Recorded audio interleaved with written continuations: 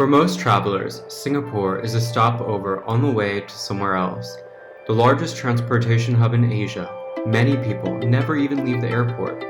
But if you have at least a night or two, this city-state is a worthy destination of its own that sits at the crossroads of the historical and the ultra-modern, and where cultures coexist side by side.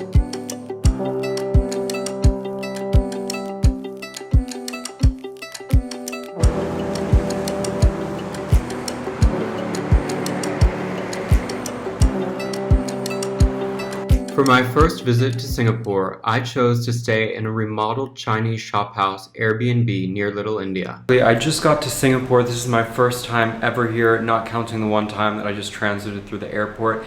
And I'm staying in this really cool Airbnb on Peitan Street, which is full of Chinese shophouses. They're all of these kind of colonial or older, small-looking buildings. I haven't seen anything really of Singapore yet. I just took a car from the airport to get here. I took a Grab and it was only about 18 Singapore dollars, which I think is maybe like 14, 15 US.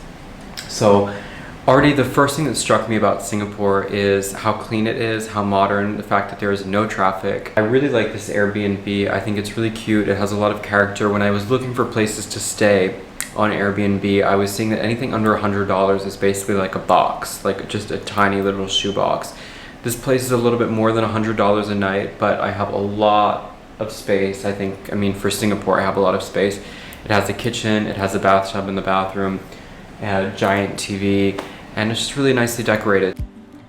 You'll probably want to spend the first few hours just walking around to get your bearings and check out the neighborhood, or at least I did.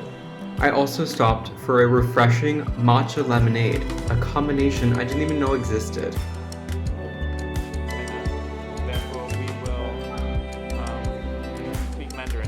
They stop teaching like Hokkien and encourage people to speak proper.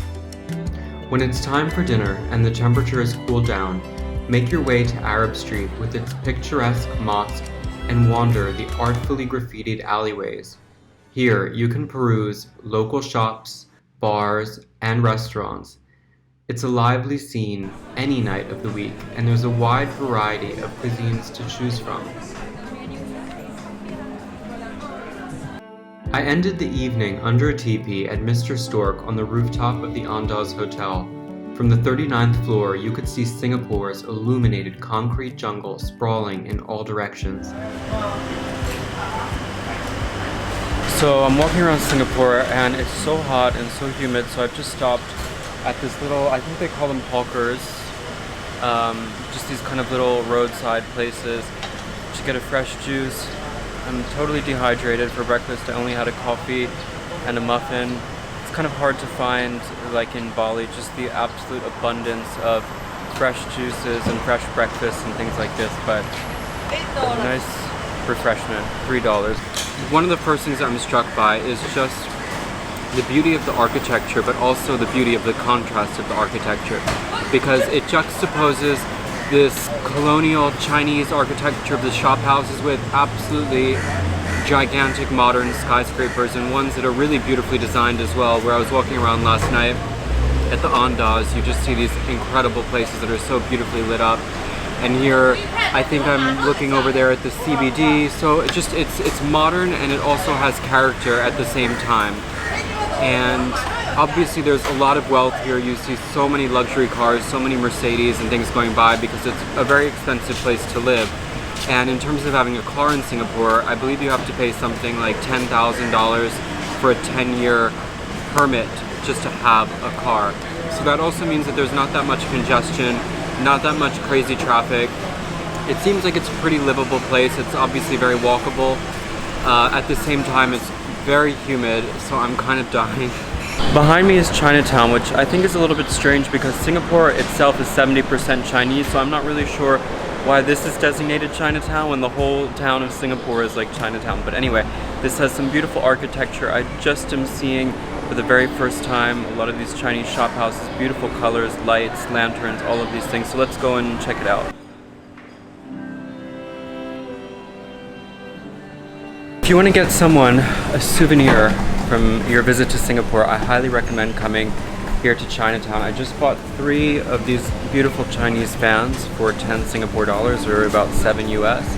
And I'm gonna give, well, this one I'm keeping because it's hot as anything today and I definitely need it walking around. But the other 2 I'm gonna give as gifts to the ladies who work at my house. So all in all, a very good find, and just walk around a little bit more, and then I'm not sure how much more I can stand walking in this heat and the humidity. I really didn't choose the right outfit. I'm wearing pants, and yeah, I need to be back in some air conditioning, I think, very soon. Some of the cool things to buy in Chinatown include beautiful chopsticks made from rare woods and enamel, mahjong sets, and custom marble stamps with your name translated into Mandarin. There was no better way to spend my last night than with a reservation for happy hour at Angie's rooftop bar. I'm at Angie's Oyster Bar, which is on the 47th floor of a tower downtown in the south side of Singapore, where you have an incredible view, and most importantly, from 7 to 9 p.m.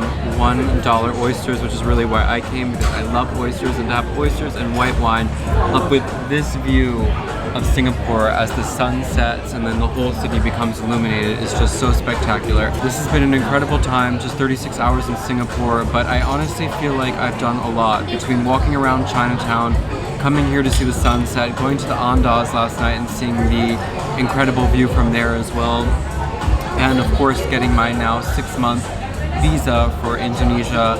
It's been a trip well done, and I am very glad to add another country to my list, another new country visited this year to my list of ever expanding places. So I'm sure this will not be my last time in Singapore, and just really, really happy and grateful for this experience.